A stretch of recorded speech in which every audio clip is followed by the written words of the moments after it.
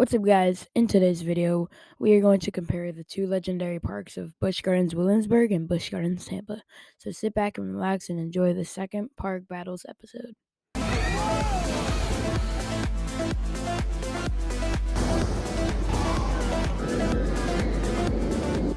First, I'm going to run down the format of the battle. First, we're going to compare the coasters.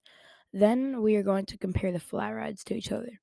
That is mostly based on whether the park has more flat rides.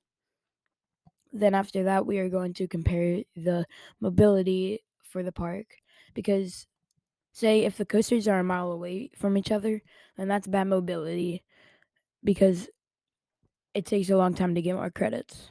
Then the next category is going to be based on the special seasons. For example, Hershey Park has fantastic extra seasons. They have Hershey Park in the Dark as well as Christmas Candyland. Then the next category is going to be the food. The final category is when the park is open and the weather. So let's jump into the first category, the coasters. Please note that I will not be comparing Tigris and Tempesto because they are clones of each other. But anyways, the first coasters to battle each other are Iron Gwazi and Pantheon. The reason these coasters are up first is because they're easily the best rides at their park. Iron Gwazi has its benefits, having a death roll and an ungodly amount of airtime. Pantheon has a swing launch and an insane amount of airtime as well. This is an extremely hard choice, but I am going to give this first point to Busch Gardens Tampa. You can never, ever go wrong with an RMC. The next two coasters to go against each other are Shikara and Griffin. These are both solid B&M dives with similar layouts, but I am going to give the point to Shikara because it has a splashdown and a tunnel, while Griffin only has a splashdown. These coasters are so similar that I had to decide based on decoration. These next coasters I'm going to be comparing are Montu and Alpenghost. Although these coasters are both top tier inverts, I will give the point to Busch Gardens Tampa again because Montu is extremely forceful, and if you ride it at night, it absolutely flies. Following that, we have Kumba and Loch Ness Coaster. I'm never going to be able to say that right. Kumba is B&M's first floorless coaster, while Loch Ness Coaster is just another aero looper. This makes it easy to give the point to Kumba. I know not a lot of you guys agree with me on that decision, but hey, I have a lot hotter takes coming up in the future videos. Next, we have Apollo's Chariot versus Cheetah Hunt. These rides are both on the opposite side of the spectrum. One has ejector airtime, that's Cheetah Hunt, and the other has graceful floater airtime. I am going to give this point to Apollo's Chariot because the airtime, and kind of because I don't want Williamsburg to be swept in this category. This leaves only Cobra's Curse left for Tampa Bay, so I will be matching it up with Invader. The obvious choice here is Invader because Cobra's Curse is a kiddie coaster. It's one of the better kiddie coasters, but Invader is a wooden coaster. You can never go wrong with one of those. This leaves one coaster left over, and it belongs to Busch Gardens Williamsburg. So the final score only comes down to a 1-point win by Tampa.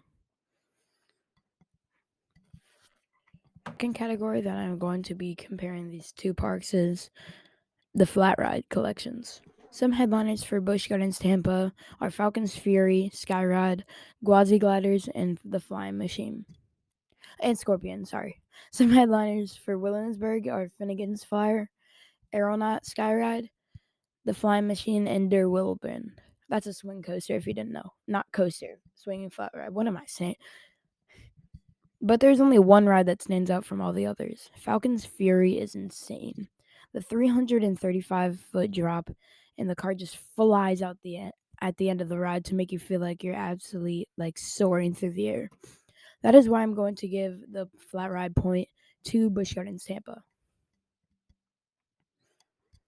The next category that I'm going to be grading on is park mobility. Both parks are well maintained and owned by Busch Gardens, so they are also similar in spacing, but I am going to give this to Busch Gardens Tampa Bay because it's easier to get around and it's compact. And who doesn't love a short walk to coasters? For the next category, I'm going to be grading these legendary parks on their special seasons. Since these are both owned by the same company, they do have the same season, so I'm going to give this point to both parks. They have a summer season, a spring season, a Halloween season, and a Christmas season. And they also both have random nights that they stay up late, kind of like Hershey Park's season pass preview night last year.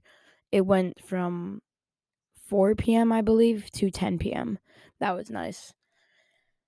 Now I'm going to grade these parks on their food selections.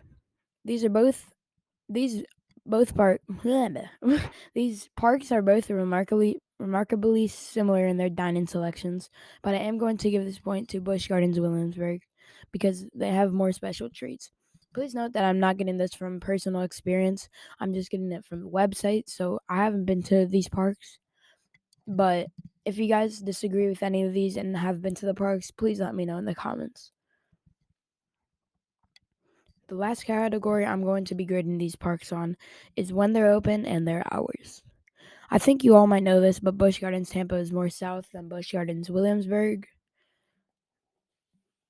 which makes the weather a lot more pleasant. But both parks have similar hours. But I'm going to give this point to Tampa because they're open longer in the winter, like I said earlier, and it's not as cold down there with the weather because Williamsburg can get some snow while Tampa barely gets any snow. Wait, I think Florida's the only state that hasn't never gotten snow before. Correct me if I'm wrong, but I'm pretty sure Florida has never gotten snowed on before. Anyways, thank you guys so much for watching. The final score ends up being 5-2 Tampa Bay, Texas. So let me know in the comments what 2 parks I should do next. Again, shout out to Coaster World for this idea. Stay Hershey Park happy.